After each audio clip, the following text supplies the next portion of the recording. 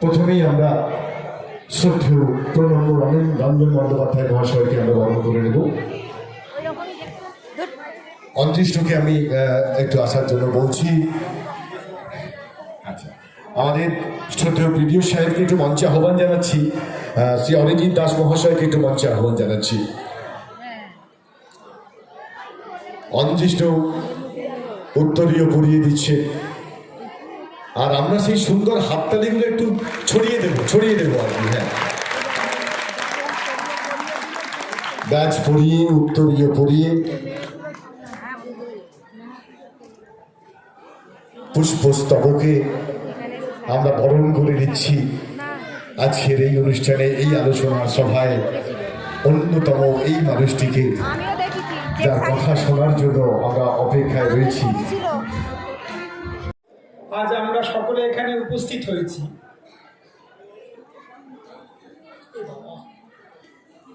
এইমাত্র একটি অত্যন্ত কষ্টের খবর আমরা পেলাম।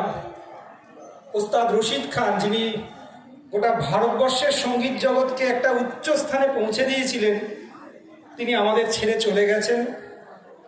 ভারতের সঙ্গীত চর্চায় তার যে অবদান তা অবিস্মরণীয়। সকলকে অনুরোধ করব, বরণ করে নিলেন আমাদের এই শ্রদ্ধেয় মানুষটিকে, এবং তার হাতে এই মেলার একটি স্মারকও তুলে দিচ্ছেন তমাল শোভনচন্দ্র। বরণ করে নিলেন আমাদের এই শ্রদ্ধেয় মানুষটিকে, এবং তার হাতে এই মেলার একটি স্মারকও তুলে দিচ্ছেন তমাল শোভনচন্দ্র।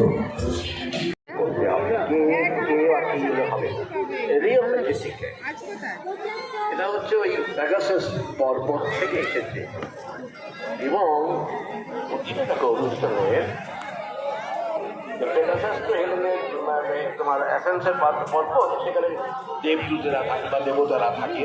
দেবতা মানে কি, আসলে যারা শাসক তারাই আসলে প্রদেশে সমাজে তারাই, এবং বিপন্নতা তারাই বাজি। আর এই বাজিটাকে মানে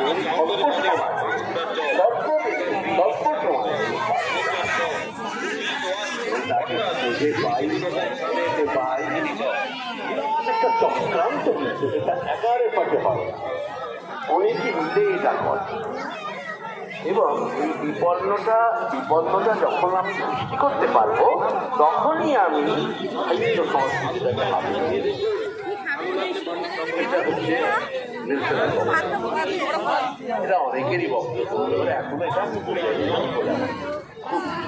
নামটা খুব রেলিভেন্ট, তারেও বাড়িটা কি। তো যাই হোক, এখান থেকে তুমি যে প্রশ্ন আমাকে করলে যে আমি কিছু করেছি, আমার খুব ভালো লেগেছে যখন ব্যাকরণ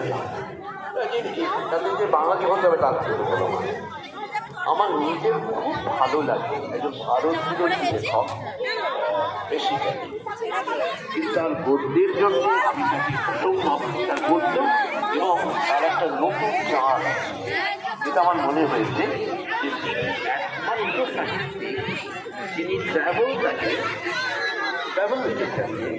সাহিত্যের পর্যায়ে নিয়ে গেছেন, এবং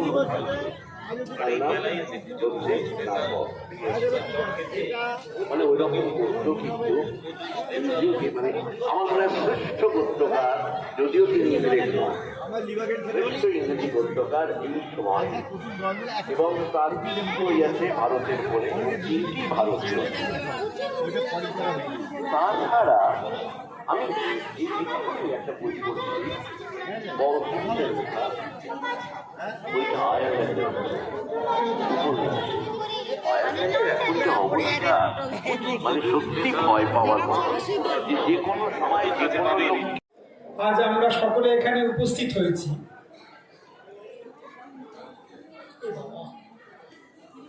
এইমাত্র একটি অত্যন্ত কষ্টের খবর আমরা পেলাম।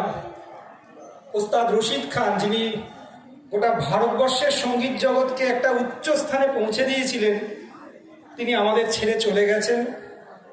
ভারতের সঙ্গীত চর্চায় তার যে অবদান তা অবিস্মরণীয়।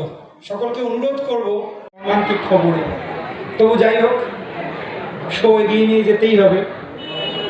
যে কথা বলছিলাম, যে বইমেলা হচ্ছে এবং বইমেলাকে কেন্দ্র করেই আমরা সকলে এখানে উপস্থিত হয়েছি, অথচ আলোচনার বিষয় হচ্ছে বই এবং নাটক এরা নাকি বিপন্ন প্রজাতি, বা এরা কি বিপন্ন প্রজাতি। তাই যদি হয় তাহলে এত জনসমাগম কেন? অথচ এটাও তো সত্যি, বইয়ের সেই দিন আর নেই। আমরা পরস্পরকে বলি, নিজেরাও সে কথা বিশ্বাস করি। কোনটা সত্যি, এই নিয়েই আজকে আমাদের আলোচনা। শুরুতেই বলে রাখি যে সেই তাত্ত্বিক কঠিন গুরুগম্ভীর বিষয় নিয়ে আমরা কেউ আলোচনার দিকে যাব না, এবং শুধুমাত্র এই বিষয়ের মধ্যেও